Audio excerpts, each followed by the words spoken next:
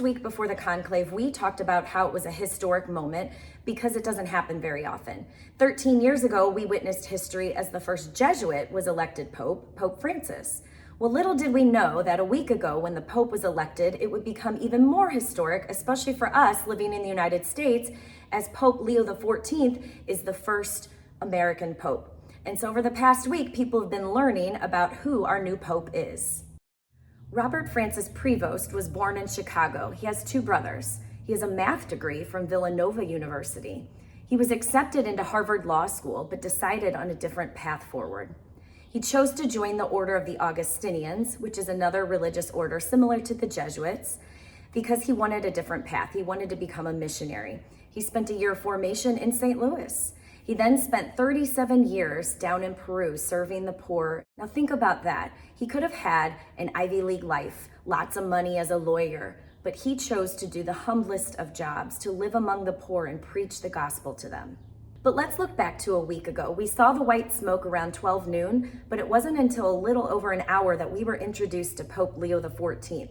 So what happens during that time? Well, the then cardinal is elected. He's probably going through a lot of emotions. He probably spends a lot of time in prayer. He's probably wondering, has all these thoughts, Lord, what do you want of me? I am your servant. I'm here to do your will. What do you want me to do?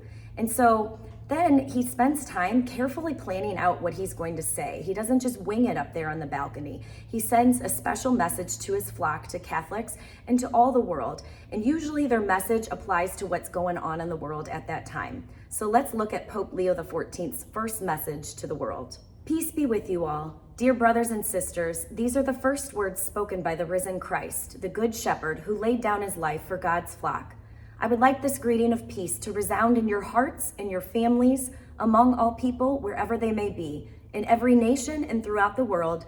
Peace be with you. Of course, this applies to wars happening in the world. There's so much fighting and division. But Pope Leo chose the motto, In illo uno unum, in the one we are one. God wants us all to be united in his love. We are his children.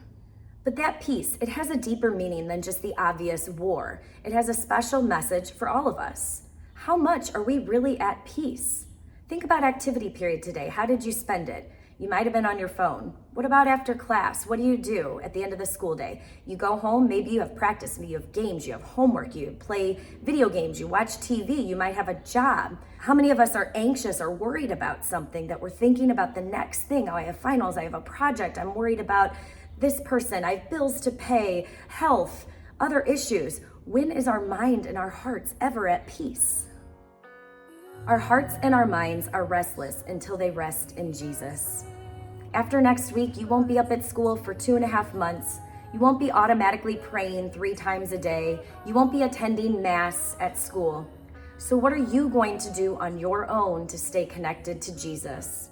Are you just going to continue with the busyness and chaos of life, filling your time so that there's none left for Jesus? Are you going to be seeking out all these things that you think bring you joy? But remember, all those worldly things, those are temporary. They don't last. Only true, lasting peace and joy comes from Jesus.